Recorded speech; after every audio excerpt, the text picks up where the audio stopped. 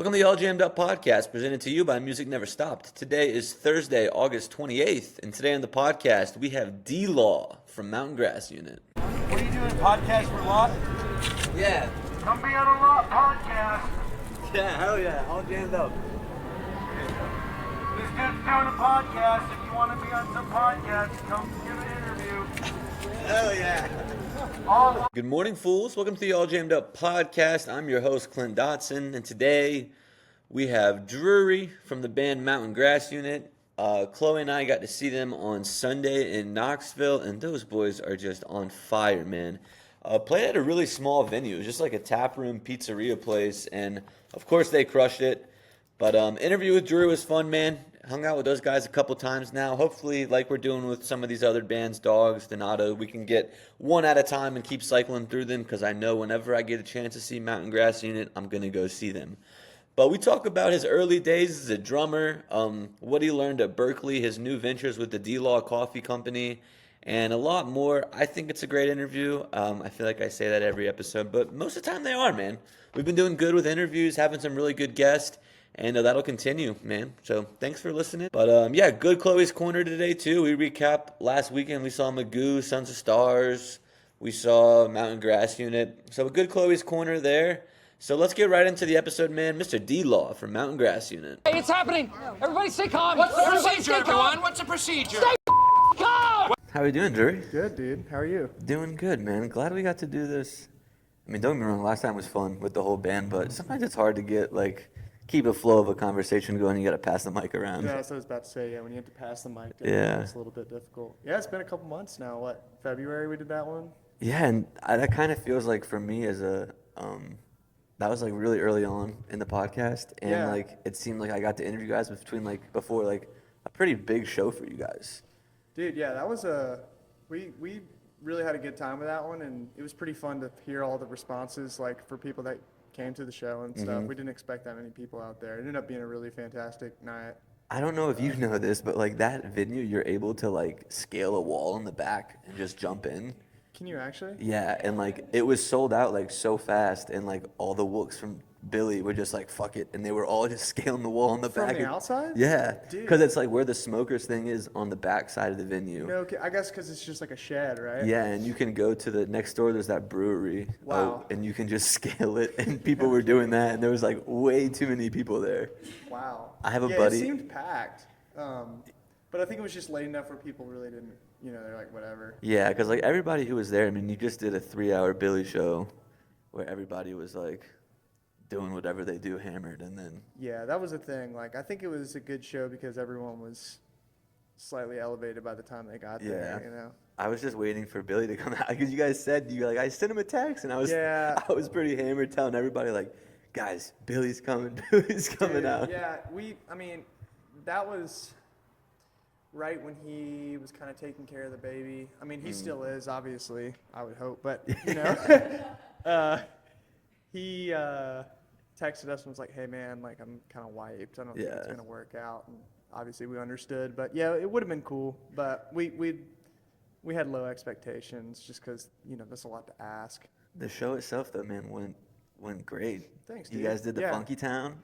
Yeah. I go back and listen to that, and I used that vocal processor or whatever to pitch my voice up, and it was it was really pitchy, man. I was trying to. We'll do that again at some point, but hopefully I can just get. Okay, so we got a sound guy, so that's Okay. that's the new development. Is that Cameron. new? Yeah. Okay. Yeah. How- As when of does this that summer. start? This summer. Okay. His name's Cameron. And I promise there's context in that. I was just going to say, hopefully he can pitch us up, pitch my voice up or something Yeah. like that so I don't have to do it myself. So does that happen too, where you guys do the show, and will he go back and fix things before you upload it to Nugs, or is it? Yeah, he'll Okay. mix it. Gotcha. And then he'll cut them up and I'll upload them to the little server thing they have. Okay, and is that the only time you guys have played Funky Town? Still? Yep. Yeah. Yeah. I saw too. You guys played that show in California the day Ozzy died, Oh, right, yeah. and then you guys did War Pigs. Mm-hmm. How did you did you guys just figure out how to play that day, or was that one that had been in the chamber? Oh, no. We we had played it like as a rock band a way long time ago, Okay. and then kind of like adapted it to bluegrass. Gotcha. Okay, because I was listening to that and I was like, wait, he died this day. Did these dudes just learn it like in the green room before? Yeah. I think we had a couple hours or something, but yeah, we pretty much learned it that day, or maybe the day before. I can't remember. But Okay. yeah, we learned it the day before, then got to the show the next day and then played it. So I Okay. think we had a day in between. But yeah, dude, it was those are always fun. They're spontaneous, but then I always go back and I listen and I'm like, I wish that there were some changes made just because they were spontaneous and fun, Yeah. but you can't obviously like round the fine things out as much. They're not as like refined as some of the stuff we play all the time. You guys did the Hotel California on that show too. Oh God, yeah.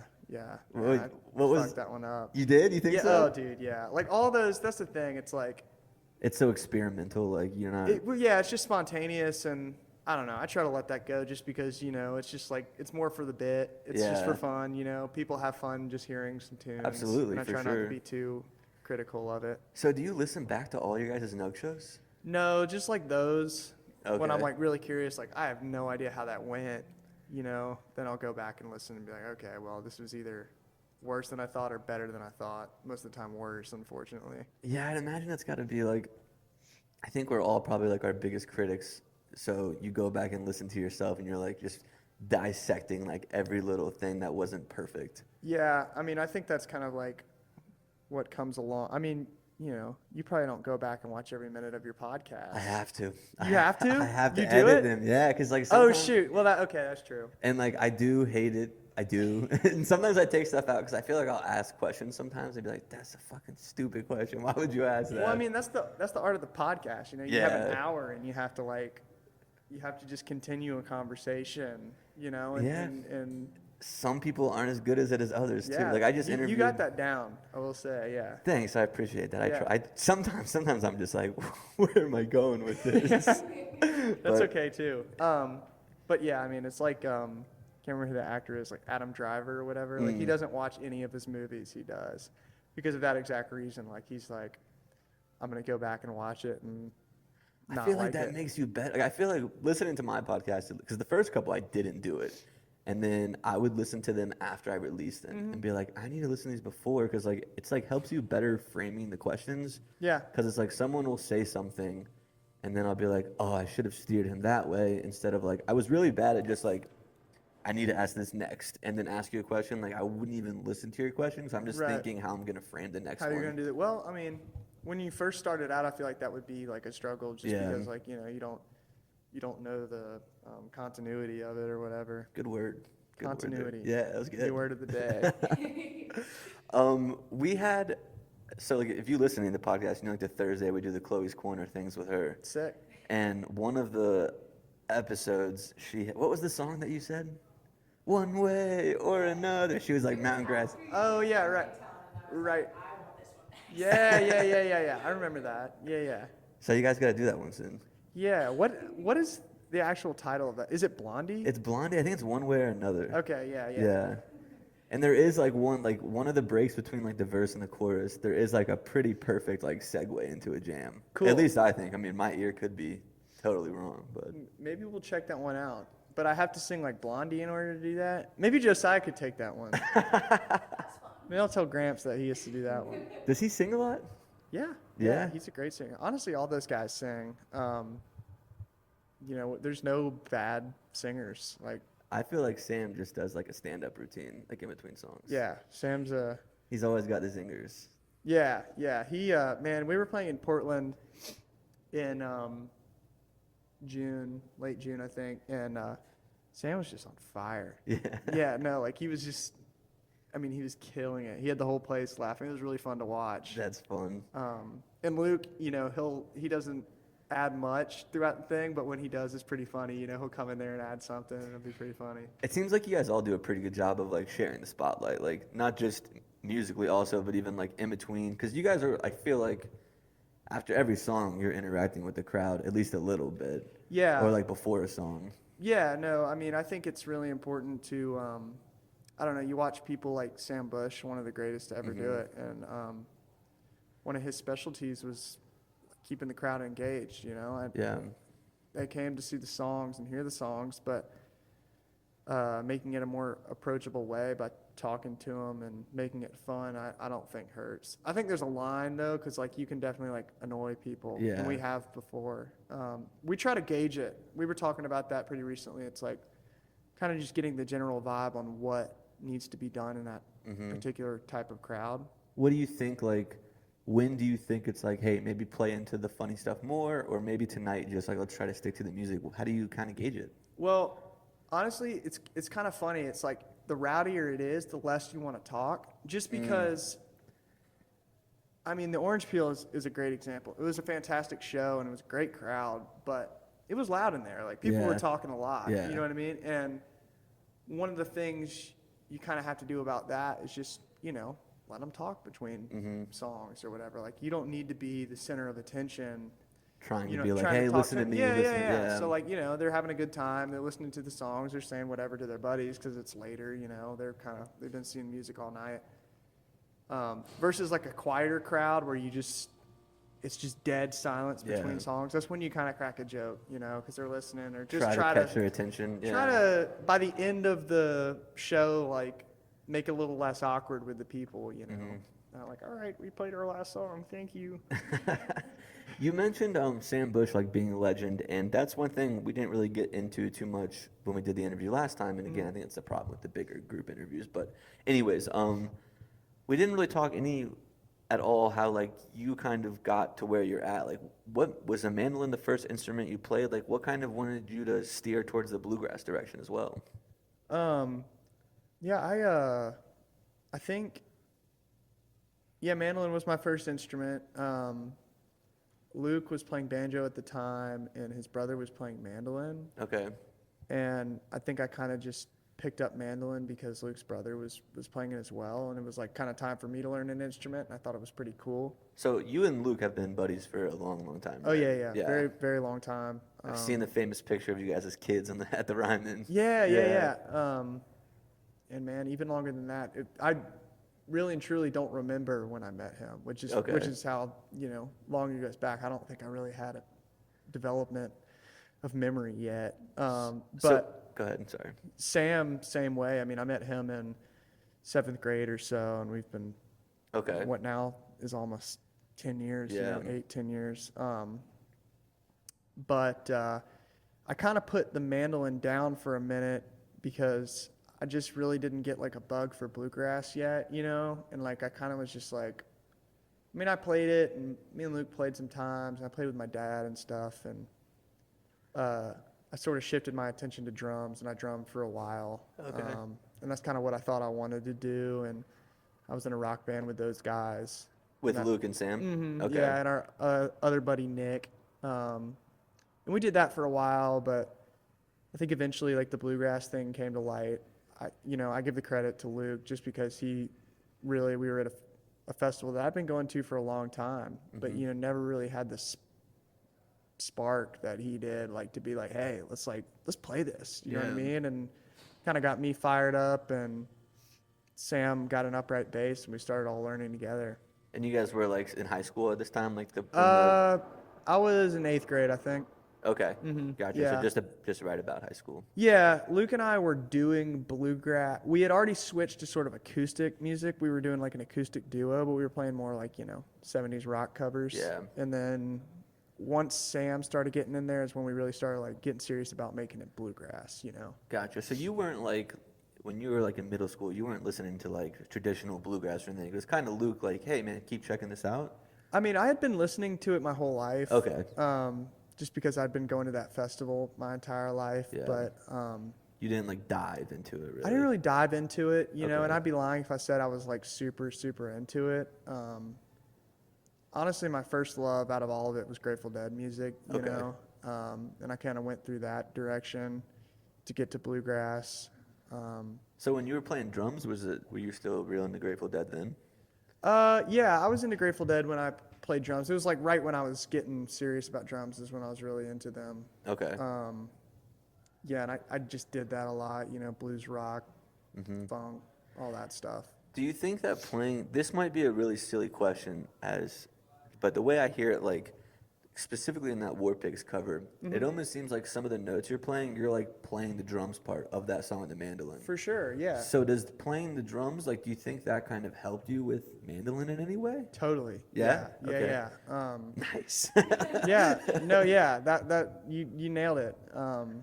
I saw like an Instagram clip of you doing that song. And I was like, I think he's playing the drums parts in this, but I could just be way off. No. Yeah. I tried to like emulate a lot of the drum things and the Okay. percussion.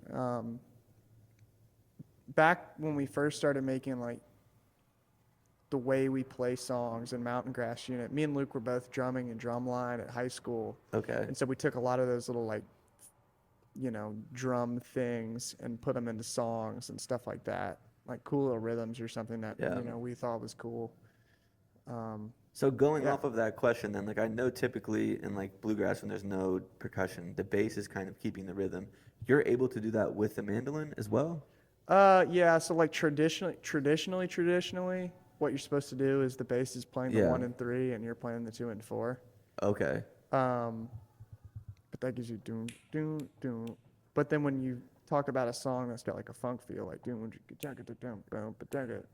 that's like, then everything gets kind of tossed out the window, and it's sort Yeah. of like up to you what you want to do with it.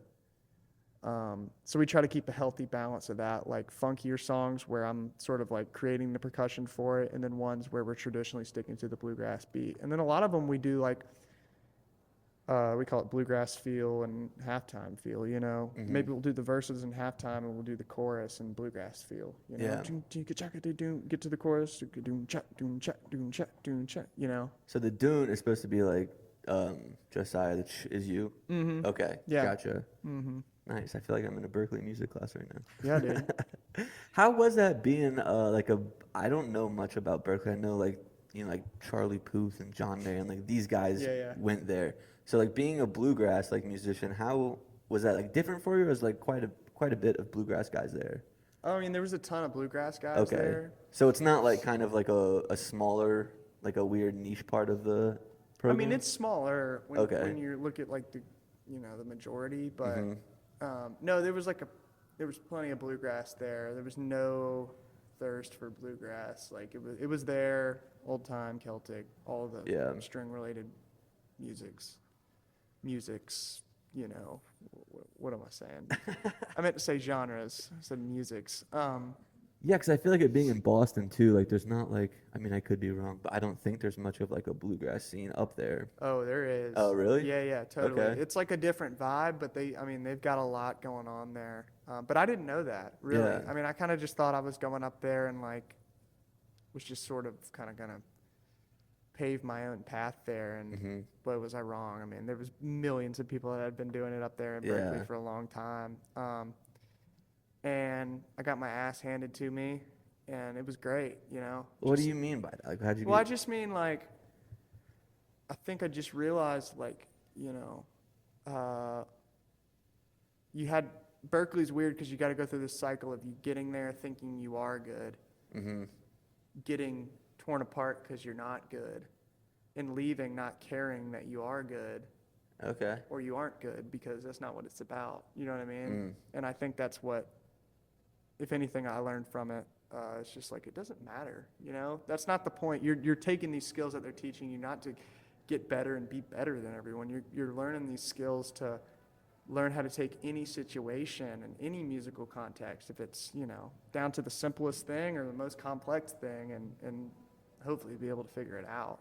Yeah, was that like kind of like a hard pill to swallow at first, being there? Like going there, you get like, I got into Berklee, I'm obviously good at music, and then getting there and being like, holy shit, there's a lot of people that are a lot better than me at music. Was that like kind of a tough pill to swallow? Yeah, I mean, I think it was just, I knew that would happen. It was just more like getting into playing situations where I'm sitting there and going like, oh my God, like these guys are running circles around me. Yeah. I just don't know what's going on. You know what I mean? And that's like a scary feeling. But I think what it helps you do is narrow down like what the music you like to play and what you like to do, I don't think you're going to find every musician at Berklee and jam with them and enjoy Yeah. jamming with them or playing with them, just because they might not do what you like to do. You know what I mean? Such a subjective thing. Yeah, yeah. But yeah, I'd say there was a lot of that, just like going and playing around. The last year, not so much, just because I was trying to get my credits wrapped up. So I was really just kind of like going to class, coming back, kicking, hanging out. You know what I mean? It was a little more casual. What's the curriculum like? Is it like you're doing a lot of stuff with your instrument, or is it a lot of like bookwork, paperwork? It really depends on which major you take. So in the beginning, when you don't know what major you're gonna, choose, you're basically just doing like ear training, which is developing like being able to sing solfege, do, re, mi type stuff, and look at a piece of paper and sing it with the solfege, or like harmony, which is like learning music theory. That's more like the what's behind everything you like, oh, you like the song, why, or a lot of other stuff, ensembles where you just play with people. Yeah. Music tech they make you do, just get a little bit of music knowledge. That's probably pretty cool to learn. It was cool, Yeah. I guess if you don't know that stuff already, it's probably stuff you were familiar with. It was pretty simple stuff, Yeah. It was like, a lot of it was like what we're looking at right here, just like getting an Still don't interface know how set to up. use this. Yeah, me neither, man. Stuff like that. And then once you get major specific, you start talking about, are you doing business? Are you doing more ensembles because you're a performance major? Are you taking pro music and you're doing a little bit of all of that? Are you writing pieces for people? Yeah. Are you spending your nights in the studio grinding that because you're going to be a music production major? There's so many Avenues. courses. Yeah. So do people like get in there like, I'm going there to be a musician, and then they start playing with these people and they're like, hey, maybe I'll just be on the business side of music? Totally. Because they, okay. Our tour manager, Reggie, is a great example of that. He was Okay. really a performer. He was a singer. Still can sing great. But he just decided that music business was more his thing and got Nice. more in that avenue, and learned how to be a tour manager at Berklee. And He's a great one. yeah, Yeah, he's been he's a great. man. And so we're like, hey, this would be a great position for you to take. So now he's here with us. Do you think that like what you learned at Berklee, like the traditional bluegrass is what it is? Do you think like what you learned at Berklee is gonna like is inspiring you to like try to push those boundaries a little bit? Yeah. I think like what I got out of Berklee as far as that goes is like not sticking to a particular genre of bluegrass. Mm-hmm. It forced me to learn a lot of songs and styles that maybe I didn't like. Yeah. Maybe I still don't like, but at least tried. Mm-hmm. You know what I mean? And I think a lot of it reaffirms what maybe you were questioning about which music you like, because just because you're taught it and you surround yourself with it doesn't necessarily mean you may like it. You know what I mean? Yeah. And that's okay, or maybe you love it, and that's also great, So it's kind of just figuring out what you want to play, how you want to play it, and when you want to play it. Do you feel that the band is kind of all on the same page of what Mountain Grass Unit wants to be, or is like times like Luke wants to take it one direction, you want to try a different direction, you try to like put those together in a show, or is it like, hey, we're gonna do this show this way? Does that make sense, kind of? Yeah, for sure. I think in recent times we all just sort of like have gotten good at understanding the main goal as far as like a song goes. Like we can all kind of like, we've been playing together so much that we can be like, okay, we're all sort of on the same page of like, this is the vibe we want for this song, and be like, yeah. And then we'll all kind of have ideas, and maybe that's kind of where there's like some sorting out. But it's never like anything where we're like, this should go this way, no, this should go this way, Because I think it's just, once you spend enough time and your music interests merge together, each person feeds off a little bit of each person, you know what I mean? So Yeah. eventually you have this kind of like collective thing that we're all like, yeah, we all understand what that is. Yeah, I don't think that you guys like, and again, correct me if I'm wrong, but it seems like you guys like when you cover, because you do a lot of covers and a lot of different covers, and it doesn't seem like you try to like change them too much. You just play them the way Mountain Grass Unit would play them. It's not like, Yeah. Billy turns like any old song into like a super psychedelic song, or Right. like the Kitchen Dwellers do the same thing. And you guys like, well, this song is this song. We're gonna play it the way that we think it's supposed to be played. Yeah, and I think part of that is, man, like, I love a good jam Mm-hmm. personally, and this is just my opinion. I don't think that every song needs to be 20 minutes. Yeah. You know what I mean? It's never really interested me. I kind of like the quickness of like changing the song. I think you know? it's fun I think when I'm like listening to like a show on Nugs, it's kind of nice to just have a 20-minute thing play in the background. Yeah, But for when sure. I'm at a show, I kind of do want like more song, new song, new song, songs Yeah. I know, songs I don't know yet. And I do feel like the jams that you guys are kind of more just like solos where you guys are going off, whereas like meow, meow, just like taken to another galaxy or something. Then popping it back into the song or Mm-hmm. whatever. I just think, especially, we kind of joke about it's like it's that short form content generation. You know what I mean? They want the songs to go like Mm-hmm. that, and we kind of do too. You know, and I Yeah. think that's kind of what's fun for us is like we'll throw like 3 songs in together, maybe just sing a verse. You know, just do a verse and be like, all right, yeah, let's move into the next thing. Sticking to the Berklee before we get too far away from it, are there sure. any musicians there right now that you're like that were maybe like a couple years younger than you, and you're just like, hey, watch out for that guy, like he's coming and you're gonna know who he is? Oh man, I mean, there's so many of them. Micah Phillip, Quinn Eastburn, our friend Teddy Can is still down there. He's phenomenal. Carson Moore, and a lot more that I'm forgetting right now. So what you're That's- saying, those bluegrass is in good hands. Oh, dude, totally. Devin Cool. Jones. Devin Jones is a wicked flat picker. Okay. He's our roommate. And where are you guys living right now? Yes. Just on the road? Yeah, no, we don't really have a place yet, but we'll be getting to Nashville here in a couple months. Okay, nice. I don't know if maybe we can talk about this, and if not, I can edit it out. No, But yeah. you guys got a pretty important dinner tonight, right? Yeah. So we're kind of like poking around and seeing what sort of opportunities we can find for record labels or whatever to Okay. produce. And Have you guys been independent this whole time? yeah. Okay. Yeah, we've never been with a label or anything like that. Wow. We don't really know what the move is, but we know that we've got some new originals, some of which we're gonna play tonight. And, Ooh. we're trying to figure out what we want to do with those and make a new project. So I imagine there will be a new album, or sometime next year or so. Nice. Is that something like, does a record label like kind of excite you, or does it kind of make you nervous? Like, are we gonna lose this like career? Like, I don't really know what that looks like. So See, I'm not. That's a great question, and I think we're still trying to figure it out. Like Yeah. we don't obviously want to sign something that doesn't make sense, and we're just interested to hear options. I think there was a time where we didn't even think we needed a manager, and now we look back and we're like, man, glad we have a Yeah. manager. So we're always willing to like check things out and see how they are, but we don't really know yet. that's why you're going to the dinner to find out. Yeah, exactly. So who is it? It's the band, obviously, and then is it Reggie and the camera guy, Cameron, Yeah, the sound Cameron, guy? Okay. yep. Nice. So it's still a pretty small group of you guys, right? Totally. Yeah. Yeah. We're still traveling in the van with the trailer. Mm-hmm. Our last trailer broke, so we got a new one. It's bigger, so we can fit more stuff in it and stuff. But that's kind of another thing we're trying to figure out, like, what is crew going to look like next Mm-hmm. year? What are we going to be traveling in?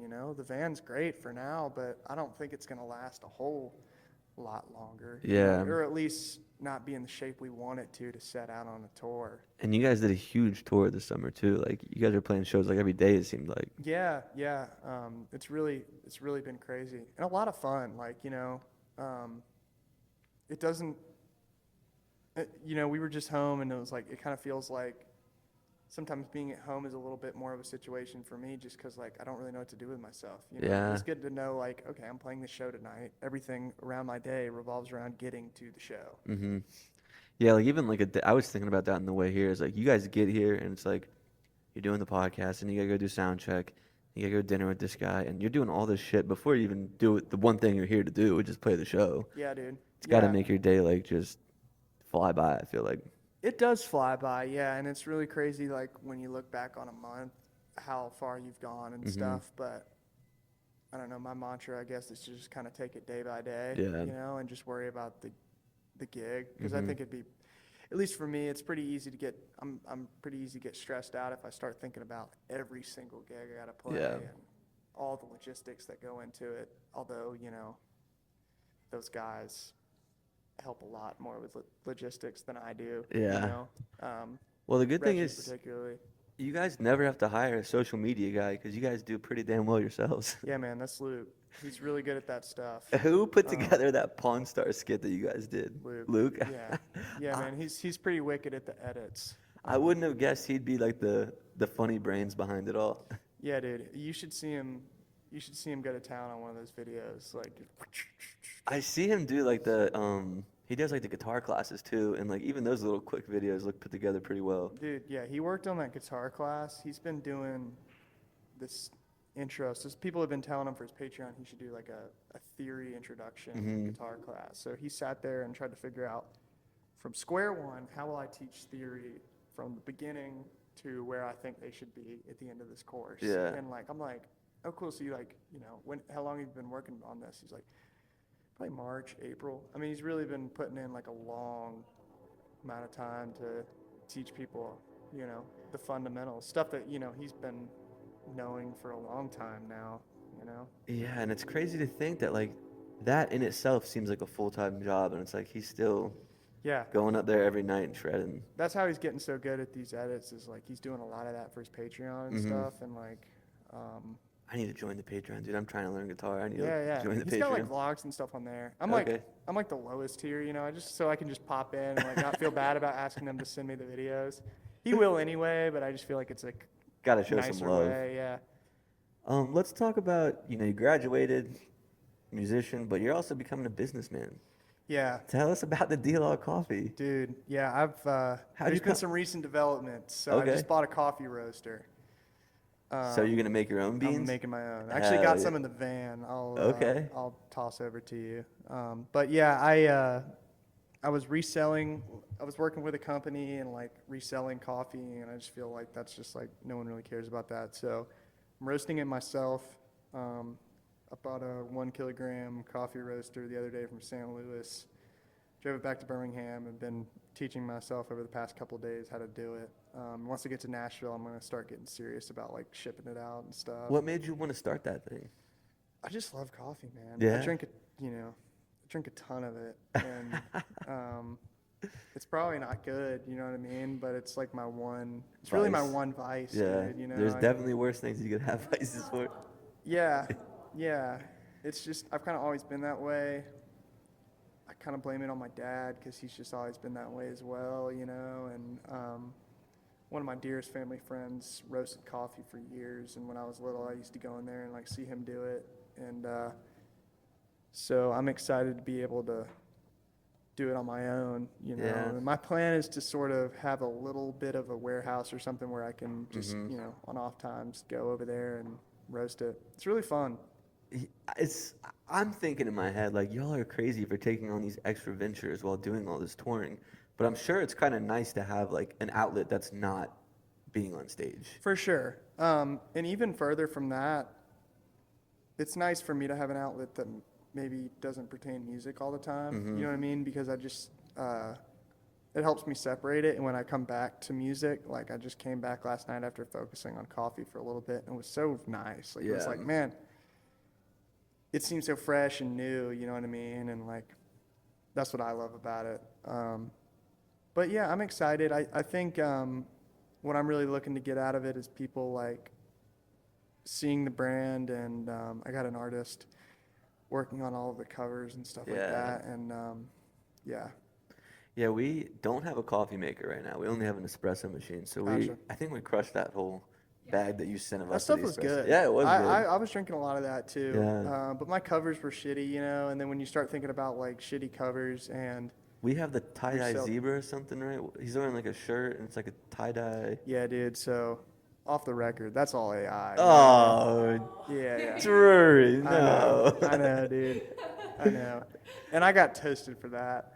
My last podcast, the one that comes out tomorrow, this will come out Thursday, but the one that came out Monday, for 10 minutes we talked about, if you're using AI art in this scene, dude, you got to stop. Yeah, dude. No, I found out really quickly that was not cool. And dude, in my defense, I just didn't know. You know what I mean? Like I Yeah. just didn't realize how serious of an issue it was, and I'm like, dude, I'm such a young. Is it really that? Like everyone, we all say it is, but like, it's easy, it's free. It was like, easy and it's free. Yeah. And like, you know, obviously I don't really have time.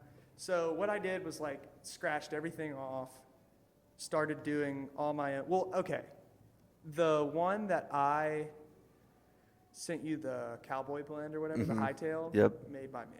Okay. But some of them were like, okay, well, I don't really have time to do this. I'm just gonna like craft up an AI or whatever. And Did yeah, someone so like come at you like, "Yo, is this AI? Is this shit AI?" a certain musician who I was trying to get like some videos from or something posted it and then took it off really quickly because they found out it was AI, Yeah. which is totally understandable. Now that I look back on it, I'm like, damn, that was kind of like not cool. But anyway, I'm working with an artist now. I've actually got a retail deal lined up here pretty soon, which I'm gonna start Nice. putting it in grocery stores and stuff like that. So Cool, I'm pretty man. excited to Good like, for you. do it right this time. Maybe jump the gun a little bit just because I had a lot on my plate. I wouldn't beat yourself up about it too much, dude. Like, Yeah. it's a new thing too. So like, everyone's figuring out like, because I do believe there are certain things that like it works to use it, and some things it's like maybe. Especially, I feel like just because in this scene there's so many like artists and stuff that is really the only issue with it. But again, like when it comes down to time and money, like sometimes it does just make sense to just get it out quickly. Yeah, and I mean, it's so much worse looking, like AI. It looks Yeah, because terrible. you can, as soon as you see it, you can tell. Yeah, and like, I think you're just paying the price anyway for just how shitty it looks. Yeah. But yeah, I'm working with an artist and trying to make it for real. Nice. I think that was less of my. I think some coffee companies focus on the art when really I was just kind of trying to focus on the fact that like I wanted it to be like represented by the side of musicians. Like, Yeah. you know what I mean? Like be like a brand for musicians. Mm-hmm. So hopefully this next stuff will be able to do that. Nice. It's 4:15, man. What time's your sound check? I think 4:20, 4:30 maybe. I don't want to. I know you guys got another thing after this, so I don't want to keep you here too long. No, you're good. I do want to talk about that Ryman show. I know, like, that picture, obviously, we've all seen it. But being on those steps and then, was it 7 years later, playing there with a band like the Kitchen Dwellers, how, like, surreal was that for you guys? Oh man, it was so much fun. Yeah? It was a blast. Is that show on Nugs? No. Okay. Because I think they live streamed it on Nugs, and we're not really supposed to do like repost it if they did on Nugs live stream. Gotcha. So that's why the Mishawaka shows are the Mishawaka they like taped it. They didn't, so they have it, so we didn't post Yeah, those. yeah, yeah. But yeah, I mean it was crazy, dude. The sound in there is phenomenal. And it's cool. It's like your in-ears, like you can hear the stuff in your in-ears, obviously, but like the way the sound bounces in the room and stuff really affects like your perception of what's going on in your ears, weirdly enough. And so like when you have a good room like that, makes the world of difference. What about when you have a bad room? What happens? Just sounds terrible. Yeah. I mean, last night was a pretty tough sound situation for me, and it was just like there's a lot of loud crowd noise, and sometimes that comes through the vocal mics or the talkback mics, and so it can make for a pretty difficult time to hear. And if you really want to hear, you got to turn it up. You know what I mean? So you're just kind of And then there's more shit in your ears. it's just too loud, That's tough. I try to keep it somewhat quiet because I don't want to like lose my hearing or anything. Yeah. Well, now that we're coming up on our time, I just want to know, like, who in the jam scene, like bluegrass, whatever it might be, like what artist right now kind of catching your ear? Like, I really want to catch him next time I can. Like, who's been crushing it for you? Man, I don't know. Too busy with your own tours. Yeah, I mean, I haven't been so well versed in the jam world recently. I mean, obviously you got the Hall of Famers, but I would say just go watch Donato if you haven't seen him. Yeah. It's such a fun time seeing Donato. I've seen it a couple times now, and I don't know. It's really cool to see him out there just like kicking ass everywhere he goes. He was really killing it at the Ryman the other night. Yeah. Then they also played the that show in Shadowghosts. Nashville, or like in Broadway right after. That's yeah, so yeah, they sick. played Roberts right after that, Yeah. I think. Dude, Shadowgrass is phenomenal. They were so much fun to watch. I know you just had Kaiser on here. Yeah. Like, he's a wicked guitar player, but it's really cool to hear the 5-piece, just like the Mhm. whole like just slam of sound they have. It's so just like intense. It's He's really so fun. humble too. That dude is like. Oh, he's the best. Yeah. All those guys. Shout out Shadowgrass. Shout Those out guys are Shadowgrass. freaking awesome.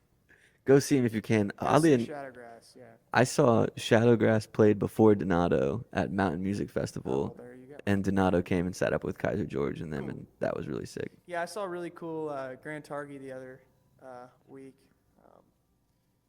Luke's guitar wasn't plugging in, like they had some sort of thing going on stage, and it was like the last song, so they were running out of time. So Kaiser was playing his acoustic, and Donato looks at Luke and was like, "Well, you play telly too, right?" I'm just like, "Oh yeah, sure." And so Donato ripped a solo on the telly, Kaiser ripped a solo, and then Luke grabbed the telly from Nice. Donato and played a killer solo. I was like, "This is awesome." You know, it was Having so those three fun. guys on stage is crazy. Yeah. Donato has a whole thing on the Dreadnought Dimension. Have you done one with him yet? I know you've done ones with the other guy. Yeah, I haven't done one with Daniel yet. No. Okay, well if you do, you'll have to ask him about the Dreadnought Dimension because he'll tell you all about it. Dreadnought He's he knows all about it, I guess is what I'm trying to say. And Cool, man. Well, yeah, I don't want to keep you. I know you guys got sound check. Is there anything you want to plug before we wrap up here? come see us. We got a lot of exciting stuff coming up. I can't say, but it's really exciting. Keep your eyes If it peeled. happens. And Sam, if you're watching, you never followed me back on LinkedIn. What the? You just got jammed. Alrighty. Welcome back from that interview with Mr. Drury. Time for Chloe's Corner. Time for me. I have a lot on my list. We'll see what all we cover today. We'll start with music we saw. Yeah, let's start with Sons of Stars and Magoo because I also have notes on that. Oh, you took notes? I do. That's I did. fire. I love that. First off, Sons of Stars played such a good show. They did. We were up at the front. They did. We were up at the front. Everyone was dancing their heads off. I even went to work the next day, and one of my friend's wives, my friend's wife, not one of them, was there. And she said that it was for her first time seeing Sons of Stars. And she said that they were absolutely incredible. Yeah, shouts out our boy Parker. Yeah, oh, Shouts out our boy Parker. Parker. I had to think, Parker, I'm sorry for calling you Patrick. It wasn't my fault. And then Magoo. That was our first time seeing Magoo. And that was probably one of maybe top 3 shows I've seen this year. Top 3, huh? Top 3, probably. My notes for Sons of Stars are short. Shakedown Tease was fun. Shakedown Tease was fun. Yeah, I did spot that. I always love a good shakedown. Big Spike Hammer, Jackson solo fire. Jackson, yeah, he went off. Super cool, man. Always so fun to see you doing your solos. The banter between like Alex and Johnny and Always love that. Alex Ball is always so fun. Yeah. And then just stoked for those dudes. Opening for Magoo, they open for Sam Bush. Yeah. They just announced today too they're opening for that 65 North Pickers band. Oh, really? I didn't see that one. I missed that one. Yeah, yeah, they just announced that one too. Like October 25th, we'll be at Billy, and actually, Music Never Stopped is like promoting it. Really? Yeah, so Oh, hell yeah. Good for the Through fellas. The picker people? I think through the venue that's in, it's somewhere. It's like also a disc golf place. So it's like disc golf and bluegrass is like the theme of It's it. right up your alley. We should go find that place. We're at Billy Strings that week. Yeah. So. It's just going to be... No, for us. And then do you have notes for Magoo? I do. Pretty Daughter into Swannanoa Tunnel to start was a banger. Yeah, I went sprinting inside for Pretty Daughter as soon as I heard it. And I couldn't find you either. And I was like, you better not miss this. Yeah, I was coming up the stairs and all I heard was "No one in the holler," and I just started sprinting to the front too. And then I found you. Yeah, we got up there quick. No banjo, no fiddle, which was kind of surprising for a bluegrass band, but Yeah. it worked. Katie said that a couple times. She was like, I do miss my banjo. I would like the fiddle in that. I think a fiddle would have been nice. But my highlight of the show was 2 of my favorite covers. They did Slewfoot into New Country Blues. Yeah. Which I really lost my top for that one. That one was fun. You really lost your top. Yeah, 6 show overall. and we got 6 Sons of Stars merch. We got a fire flannel, and Oh, yeah. Clint got a long sleeve shirt. They finally brought out some merch, and we bought half of it. Someone had to do it. Someone had to do it. So. And then that overall- little acoustic thing that Oh. Magoo did at the end was sick. Yeah, so they stopped playing at 11:15, and then they said if we all can be really nice and quiet, they came down onto the floor, and we kind of made a circle around them, and they played 2 acoustic songs. And that was super cool. I was not expecting them to do that. Also, wasn't expecting it to be as cool as it was. I was like, this might become corny. But it But was sick. it was very, 10 out of very 10 pretty. show by both Sons of Stars and Magoo. Yeah. I won't miss, if Magoo's around, I won't miss them. I agree. Yeah, that's going to be a new go-to. And then we had, And then again, we went to had- Sons of Stars again on Friday. Where And, was that at? New Belgium. New Belgium, yeah. Oh, that was a lovely day. They did Dark Star for, I think, the first time. That was sick. So Jason said, yeah, first time playing Dark Star. He really remembers everything. I mean, he's a man with a pad. He's always on his, he's got That his. is true. He remembers notebook. it all because he writes it down. And then Mountain Grass Unit on Sunday. Yeah, we drove over to Knoxville, went to Mountain Grass Unit, hung around Knoxville a bit. It was a super cute town. Everything was closed. Yeah, but why were all the restaurants closed at 5:30? We went to a sports bar at like 5 o'clock, and they were like, we're actually about to do last call. Yeah, Who's making the fucking rules here? yeah. On a Sunday. On a Sunday. Was that Sunday? I think so. It was Sunday. Yeah. But incredible show. I had my dancing shoes on. We made friends with a really cool couple. They did. We did. They did make friends with us. Made a few friends out there. I was handing out stickers. I gave Reggie a bunch of stickers to put on the merch Oh. table, and they all went out quick. So shouts out Reggie, per usual. There was also that guy that we met that we had already given a sticker to that lives in like Black Mountain or something, and he's putting on that festival. I vaguely remember that. Let me see. Sorry. Keep talking. So yeah, I had a nice day today. I had an interview for a new job, so we'll see what happens there. They asked me some really odd questions, but almost felt like a psych evaluation. All right, go ahead. Sorry, guys, I couldn't find them. I think they're in my bag in my car. But I'll get that to you next Chloe's Corner. We'll talk Okay. about that. There's a local festival going on by someone that lives in the area. And we're going to help promote it. So, Ooh, should I talk about what I did yesterday at One World? yes. Yeah, because you posted about it. So, yeah, Oh absolutely. yeah, I did post about it. I brewed a beer with shout out Nick. Nick is like the head brew master, whatever. I don't know what they're called. Chief of Brew. Yeah, the CEO, Chief Brew Officer, CBO. But we're just collabing on a all jammed up peach sour, and we did like the whole brew process yesterday. So it has to ferment now, and then we flavor it and all that good stuff. But hopefully in like a month we'll have an all jammed up beer, which is pretty how cool. sick is that? And I'm hopefully going to be drawing the logo for it. We'll see. I got a few ideas. Many of them may not come to fruition. If this can pick up on the YouTube, that's how many notes Chloe has for this. And usually it's like two, 3 lines. Yeah, I've had a big week. It's a big Ugh. week for the girl. We can get into it if you'd like.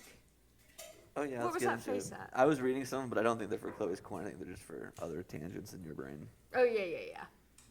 Yeah, probably.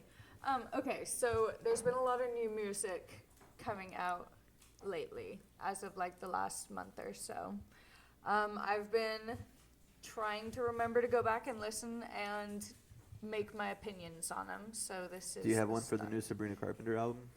That's not out yet? I don't. Oh, I don't know if it is or not. I think it comes out. This is Gate. Sorry, you'll have to get that one. This is dumb that I know that, but I think it comes out Friday. Okay.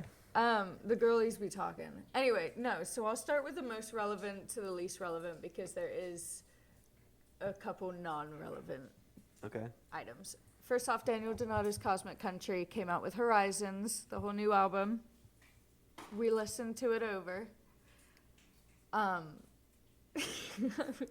haven't really like listened to it in order, so I need to listen to it again. I do. Quick shout out to those fellows just for the Ryman show, and then right after the Ryman, they went to that venue Roberts that I guess like Daniel Donato used to busk at when he was like before he was made it. So I think that's pretty cool. So shouts out those dudes. Yeah. Also, as you are listening to this, unless you're listening to it really early, the Sugar Leg and Mustang show in Asheville has been announced. So go find that. Oh, nice. When are you announcing it?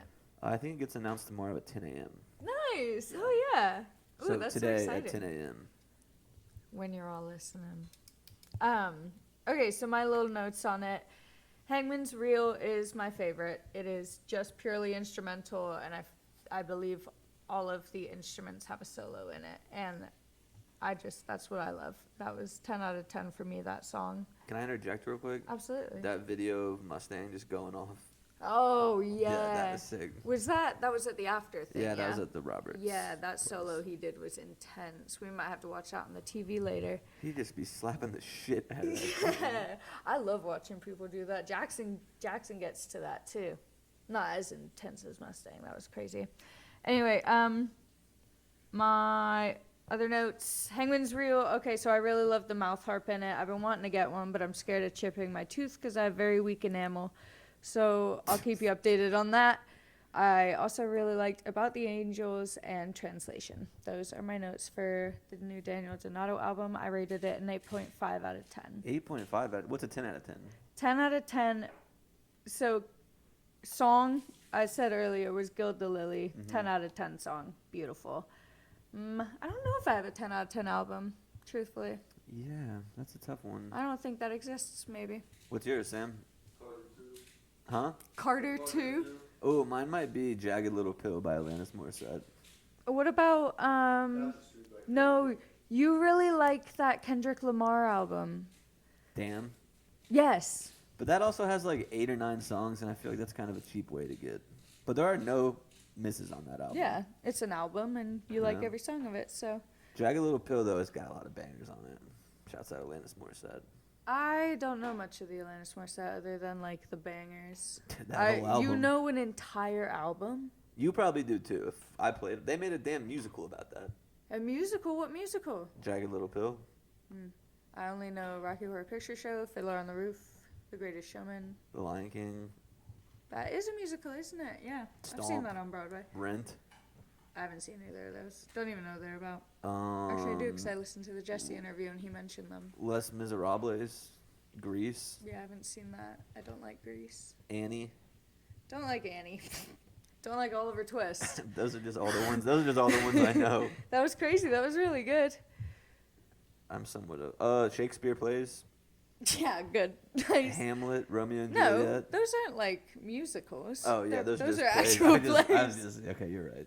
We've diverted from the actual point of that. That tends to happen when we do this. Next one, I will say Nick Shoulders came out with a new song, Dixie Be Damned. Okay. Dicks be damned. I was clearly about this when I rated it, but I think I was not doing points yet. I would rate this like a 9.3. That song. 9.3. As a song. Oh, a song. It's called Dicks Be Damned. Dixie. Dixie. Dixie Be Damned. I just think Nick Shoulders' voice is very unique, and I don't think he misses too often. I do think I didn't like his turnout. There's an album I didn't like of his. I have a hot take about Nick Shoulders, but I don't think I'm gonna say it on here. Ooh, we'll save it for after. I want to hear it. You're a coward. And then his album Refugia Blues comes out October 31st. The next Chloe's Corner we will have a review. I put that in parentheses. When does it come out? October 31st. Nope, Yeah. October, August? I was about to say, no way we're gonna have it next week then. Oh, is it August or October? Interesting. Don't know. Look out for it. Check the 31st. I really like Dixie Be Damned though. And then Mac DeMarco has a whole new album out called Guitar. I just learned today that he created. There's a freaking moth. He created a whole other album And then like for this release, and then backed off, created this whole new album, Guitar, and released it in 12 days. I wonder how easy it is for these guys to write a song. So There's a difference between he's writing a not good doing song anything. and a song. He's but- not doing anything like beautiful in them. His songs don't really have like messages. So I think for him, they're probably Maybe they do to him. off the rip. They probably do to him. I just Song I like with a good message. RESPCT. Brick House. She's a brick house. Mighty. Oh my Let me gosh. off. Oh yeah. Yeah. Yeah, I know you're gonna say. Seismic Sutra. Cut this whole conversation. We have to go back. We went to Fleetwood's 8th anniversary party. Was it 8th? It was 8th, Oh, I thought yeah. it was 5th for some reason. No, 8th. And our good friends Morgan and Andrew from Shedbugs are in the band Seismic Sutra. They claim it as like a psych rock band. They take inspiration from Khruangbin. Kingiz. Oh yeah, definitely Kingiz Kingiz. is what they said. Yeah, not Khruangbin. It's okay. Both start with K. They were incredible. I haven't been to like a non-bluegrass, non-jam show in a while, and it was just fun to It was a rock good out a time. little bit. They were good. They're a good main guitar player with the rhinestones on his guitar. Yeah, That he boy was getting sick. down. And then drums also. I just like when a drummer sings. Yeah, I yeah. always How are like you that. doing that? How do Nick- you have so much breath? Nick in the band Keep, he's like the lead singer, and he plays Really? drums. Yeah. Shouts out my boys Keep. Gonna see them Monday in Charlotte. Do a podcast with them. Shout out the fellas. I'm so excited for you. I haven't seen them in a while. Yeah. Last time I saw Wes, I haven't hate seen that Nick I in worked years. that day. But last time I saw Wes was me and Veggie went to New York to see Dead & Co. And we got there like a day early to hang out with Wes. Yeah. And night one, we just got like shit house drunk, like up till like 4 in the morning. And we had booked a tea time at like 8:30 the next day. And Veggie's not messing around the golf. So like, sure Yeah. enough, I think we actually woke up late. And we were just like, all right, oh well, we missed our tea time. And he was like, nah, let's just go. And it's like the only public course in New York City, so it's like hard to get on already as it is. And we got there, Veggie was able to squeeze us in at tea time, so we play. And we're all just like deathly hungover. Wes is especially hungover. He just starts puking on the golf course on like the 12th hole.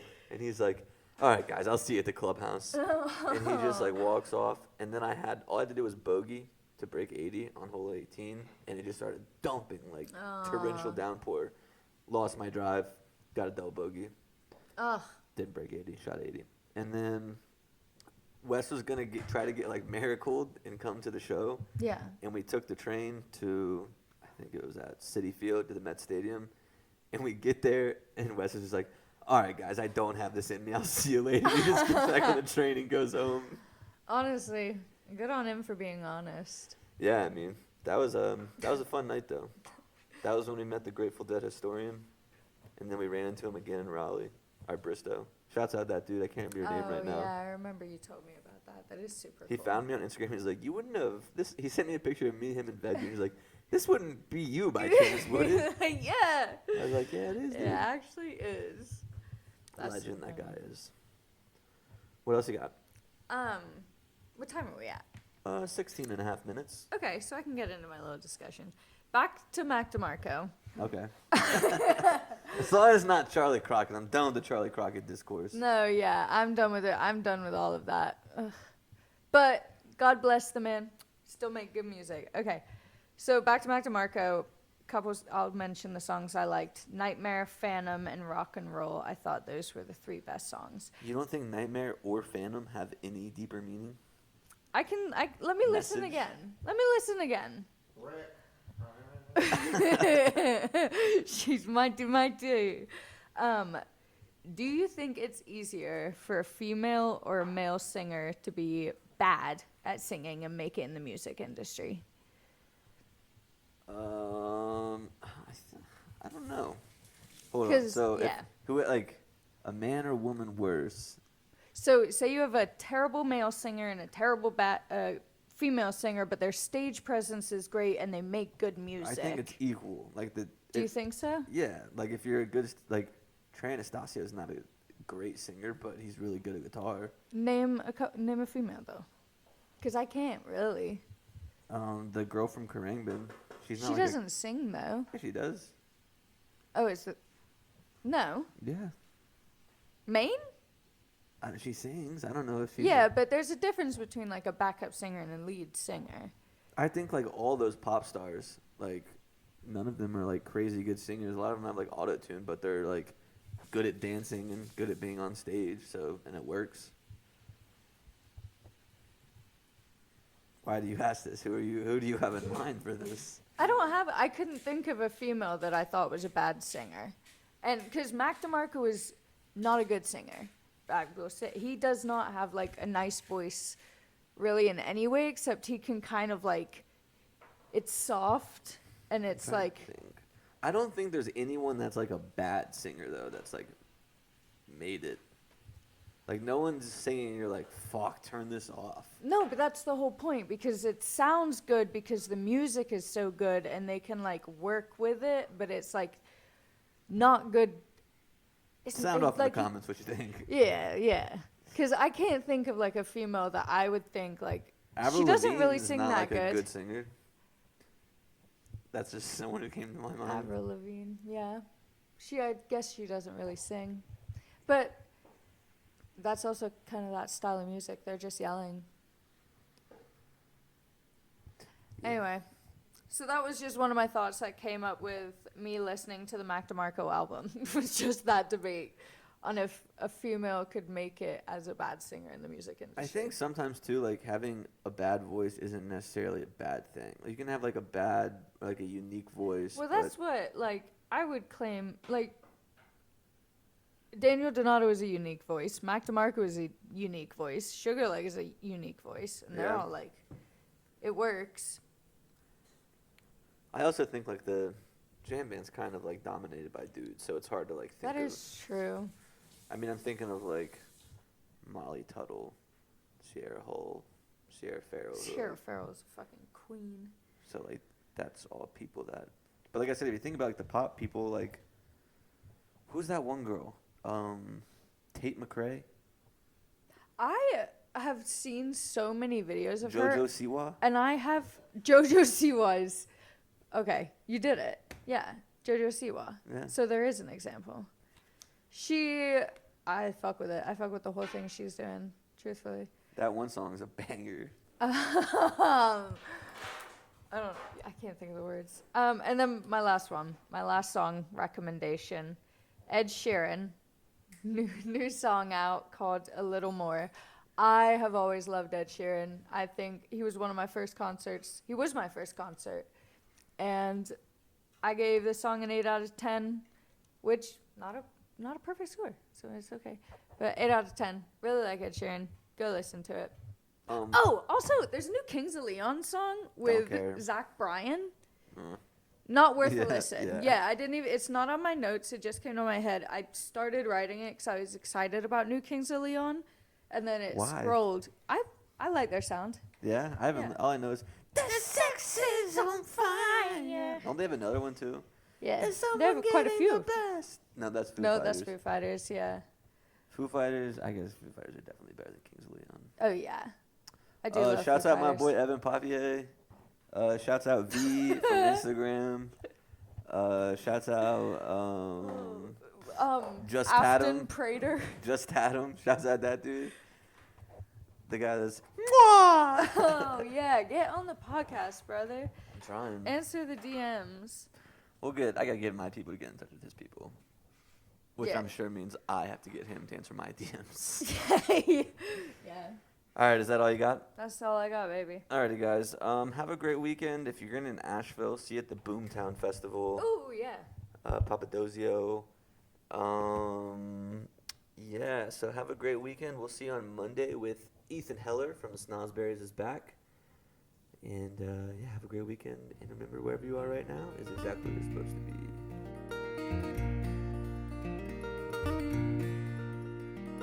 Come along, have a drink with me. We can talk about the world and how the world it turns so slow. Day and night I found cars they drive and planes they fly. I look into the sun and the sky, you're so bright. It's you that I have found.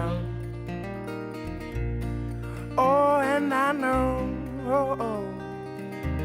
there's not much longer now. Or if the world would just slow down.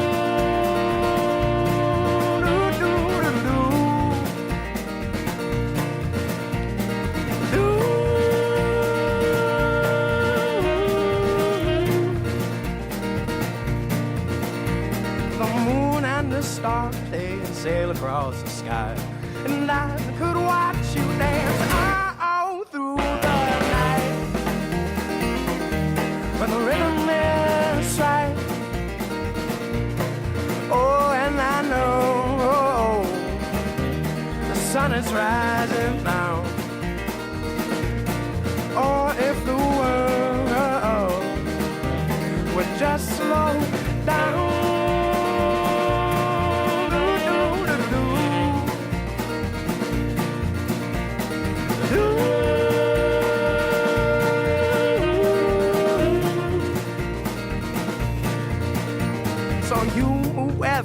And I'll move with you, and I could spend the rest of my life by your side.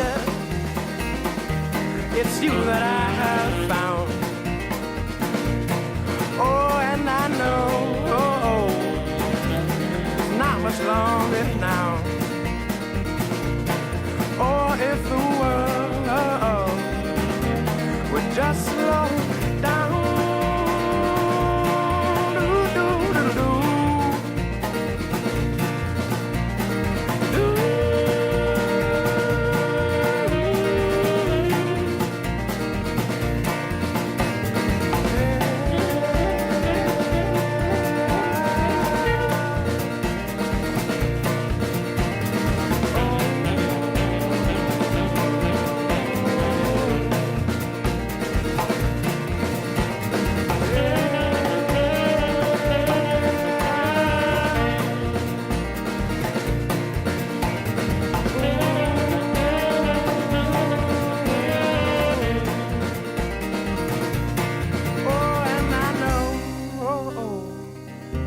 There's not much longer now.